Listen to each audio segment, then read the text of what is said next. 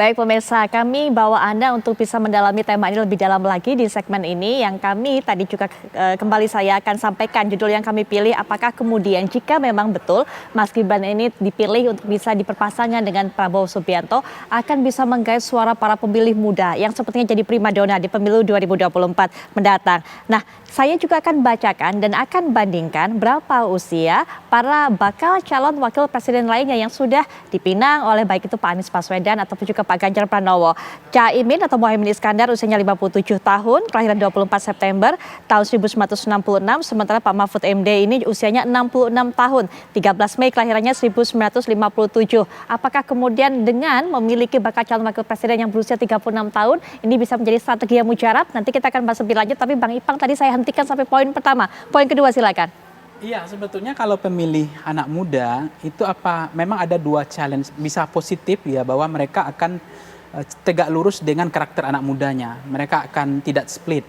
Tapi kita tidak bisa juga mensimplifikasi bahwa anak muda itu akan cenderung memilih anak muda juga. Oh, okay. Karena kompetensi misalnya ada pemilih yang psikologis, ada pemilih yang rasional, ada yang sosiologis. Nah, kalau pemilihnya rasional tentu akan melihat wawasannya, kompetensi, kapasitas, jam terbangnya, pengalamannya di dalam pemerintahan, itu akan mereka lihat. Tapi kalau melihat faktor ganteng kayak Bang Fakapitra adalah pemilih yang psikologis karena good lookingnya. Tapi ada juga karena kesamaan agama yang dianut, suku yang sama, asal yang sama. Jadi artinya ada kecenderungan anak muda akan memilih pemilih muda, itu belum tentu automatically diikuti oleh generasi muda kalau mereka kering, tidak punya narasi, tidak punya gagasan, tidak punya sentimen, tidak punya isu tentang harapan yang dibangun. Jadi tidak automatically bahwa pemilih muda itu akan representasi, akan dipilih oleh anak muda, menurut saya nggak ada jaminan. Tetapi salah satu keberhasilan hari ini misalnya menempatkan anak muda di dalam kontestasi elektoral, itu kan sesuatu kemajuan yang penting kita apresiasi. Supaya apalagi yang dibilang Pak Prabowo, kalau saya jadi presiden, ya wakil presidennya itu ya energik, itu kan bagus. Representasi, makan Pak Prabowo bilang hanya dua urusan yang akan diurus. Pertama adalah pertahanan keamanan, yang kedua adalah politik luar negeri. So force-nya di situ. Nah, mungkin dengan wakil presiden Gibran bisa mengurus banyak hal. Dan itu butuh effort yang besar, apalagi mengunjungi, mengelilingi Indonesia yang begitu luas. Dan mendatangi begitu banyak provinsi. Dan itu kan butuh effort tenaga yang anak muda dibutuhkan, itu positifnya. Nah, jadi perlu hati-hati juga bahwa kalau misalnya Gibran hari ini lahir hanya karena Jokowi efek atau endorse-nya Pak Jokowi yang diharapkan oleh Pak Prabowo, atau lebih besar Gibran efek atau Jokowi efeknya. Nah, kalau misalnya atau terutama kepada Golkar juga, kalau misalnya efeknya Prabowo maksudnya Gibran efek lebih besar daripada Golkar efek, maka Golkar juga akan ikut mendapatkan kotel efeknya. Tapi ternyata kalau Gibran efek itu juga tidak signifikan, tidak besar, belum tentu juga Golkar akan mendapatkan keuntungan ini gitu. Nah, itu yang kemudian hari ini saya merasa, dugaan saya yang saya cermati, analisa, Gibran dijadikan sebagai cawapres itu hanya baru faktor Jokowinya. Karena endorse Pak Jokowinya, pengaruh Pak Jokowinya, tapi belum kepada kompetensi kapasitas yang dimiliki oleh Gibran. Nah, soal ini mungkin langsung saja dijawab oleh Bang Doli. Betulkah seperti itu, Bang? Karena memang faktor dari Jokowi, endorse dari Pak Jokowinya. Enggak, seperti yang saya katakan tadi kan banyak variabel ya. Mungkin iya benar salah satunya tadi soal seperti yang disampaikan dalam Rapimnas itu karena pertimbangan anak muda ya. Kita ingin pasangan kita ini saling melengkapi, yang satu sudah pengalaman cukup panjang, senior, ya tentu dibutuhkan juga energi anak muda. Apalagi tadi kan saya katakan dan sudah ditegaskan bahwa ceruk anak muda ini sekarang mungkin hampir sekitar 60% gitu. Nah, tetapi juga kita tidak bisa juga menafikan bahwa ada pertimbangan Pak Jokowi efek. Seperti yang juga tadi yang pertama saya katakan, ini kan Golkar adalah bagian dari koalisi pemerintahnya Pak Jokowi, yang tentu kita juga punya kepentingan apa prestasi, apa tonggak sejarah, dasar-dasar yang sudah dibangun yang positif ini kan harus kita lanjutkan. Dan Golkar kan selama ini terdepan ya, kita punya 2 Menko di situ. Apalagi kalau soal pembangunan ekonomi kan kita bisa mengatakan ada sumbangsi kontribusi peran-peran tokoh-tokoh pimpinan Partai Golkar terhadap perjalanan bangsa di bawah kepemimpinan Pak Jokowi. Nah, ini harus kita lanjutkan kan. Jadi itu salah satu juga yang nanti kalau ditanya apakah ada diharapkan Jokowi efek, ya iya, karena kita bagian dari koalisi pemerintah Pak Jokowi. Baik, Bang Doli, sebenarnya sejauh ini perbincangannya, dialognya yang dibangun dengan Mas Gibran itu seperti apa? Sehingga kemudian Mas Gibran sampai ke Jakarta, sampai datang ke Rapimnas. Nah, saya kira kalau Saudara Gibran datang ke Jakarta itu kan dari tadi malam ya. Yang saya dengar malah pertama kali yang ditemui adalah pimpinan-pimpinan di PDIP. Karena betul tadi yang disampaikan oleh Bang Kapitra, ya sampai sejauh ini kan belum ada pernyataan resmi bahwa Saudara Gibran ini bukan kader PDIP, ya kan? Nah, terus juga sebelum datang ke Golkar, kami dapat informasi beliau juga bersilaturahim dengan pimpinan partai politik yang ada di Koalisi Indonesia Maju. Nah, tadi juga datang cuman menerima saja ya, cuman menerima hasil keputusan Rapimnas itu, terus kemudian ada acara yang lain. Nah, jadi sebenarnya tinggal sepenuhnya kembali kepada Saudara Gibrannya, terus kemudian nanti mungkin bicara di keluarga gitu ya.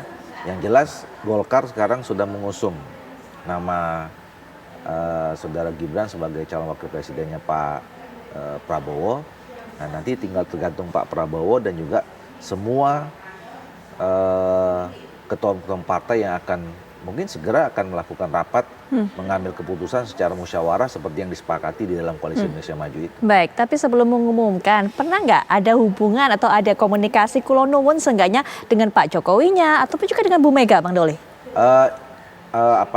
Pak Ketua Umum kan gini, kita juga sudah memberikan mandat penuh ya, baik itu mulai dari putusan Munas, Rapimnas dan Rakernas itu memberikan mandat sepenuhnya kepada Ketua Umum kami Pak Erlangga Hartarto untuk mengambil langkah-langkah, kemudian mengatur strategi, termasuk membangun komunikasi politik dengan siapa saja dan sampai pada keputusan akhir.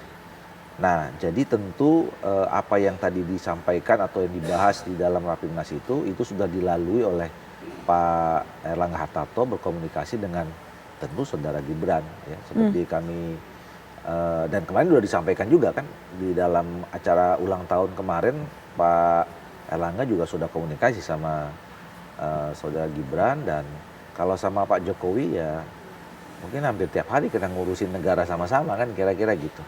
Baik, nah Bang Kapitra, sudah kepikiran belum PDIP ini jika kemudian ternyata ini betul-betul diduetkan dengan Pak Prabowo, betul-betul ditarik, ini kan bisa menggerus suara yang bisa menjadi lumbung dari PDIP. Jawa Tengah ini paling nggak agak-agak digoyang dengan Koalisi Indonesia Maju ataupun Pak Prabowo nih, kalau memang jadi dipasangkan. Ya, kita optimis saja karena PDIP ini kan partai pertarung dan sudah mengalami pasang surut politik Indonesia. Sudah masuk pada tsunami, turbulen politik dan sebagainya. Dan kami muncul bukan sebagai pecundang, tapi sebagai orang yang menang, partai yang menang. Jadi bagi PDIP fokus ke depan dan buktikan bahwa kita adalah partai pemenang. Dan kami akan buktikan nanti bahwa partai yang diusung, partai PDIP yang mengusung Ganjar dan Mahfud itu insya Allah akan memenangkan pertarungan ini. Yang kedua yang paling penting adalah vote populi vote Dei, ya. Suara rakyat itu suara Tuhan. Siapapun calonnya, yang akan menentukan itu kan masyarakat. Pas segmennya itu kan masyarakat. Jadi di masyarakat itu semua bisa terjadi. Nah, sekarang bagaimana kami fokus ya merebut ya suara dan hati masyarakat sehingga diberikan suara. Itu yang paling penting bagi PDIP. Caranya gimana Bang Kapitra? Karena kalau di lumbung daerah tempatnya PDIP ini kan sangat kemudian banyak yang kemudian menggembangi Pak Jokowi, keluarganya, otomatis bisa kesedot di suaranya untuk Mas Gibran kalau Mas Gibran berpasangan dengan Pak Prabowo. Mapping politik itu tidak di atas kertas kalkulatif matematis ya. Tapi realitasnya adalah bahwa banyak faktor yang bisa justru dari kantong-kantong yang lain pindah ke PDIP, pindah ke Ganjar dan Mahfud. Ada salah satu faktor figur itu juga akan menambah elektoral. Jadi PDIP juga sudah memiliki kantong sendiri, pasar sendiri. Ingat PDIP itu partai ideologi. Ya, jadi jelas orang-orang yang ada di dalam itu orang-orang yang punya idealisme yang kuat. Sehingga sulit untuk berpindah pemilihnya ke lain hati. Tapi partai-partai yang lain kan juga, kantong-kantong lain juga tidak statis. Ya. Mereka juga bisa juga masuk ke PDIP. Apalagi kita lihat pasangan Ganjar dan Mahfud ini luar biasa apresiasi masyarakat, animo masyarakat untuk berpartisipasi jadi tinggi. Jadi saya juga banyak menerima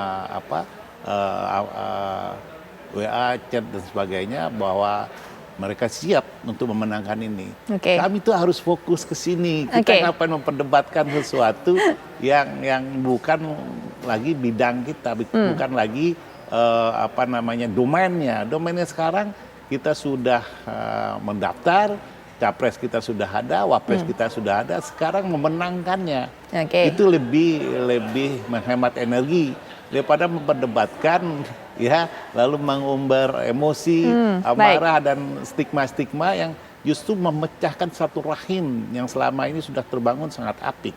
Jangan gara-gara kekuasaan putusnya hubungan silaturahim. Silaturahim itu modal utama kebangsaan ini. Yang tertuang dalam Pancasila itu, persatuan itu jauh lebih penting daripada kekuasaan yang akan diperebutkan. Baik, Bang Ipang, kalau kita lihat apakah kemudian keyakinannya, kepedeannya Bang Kapitra ini nanti terwujud, kantong-kantongnya bisa digoyang dengan Pak Prabowo. Tapi nanti mungkin Bang Ipang ya, setelah jeda berikut ini kami segera kembali.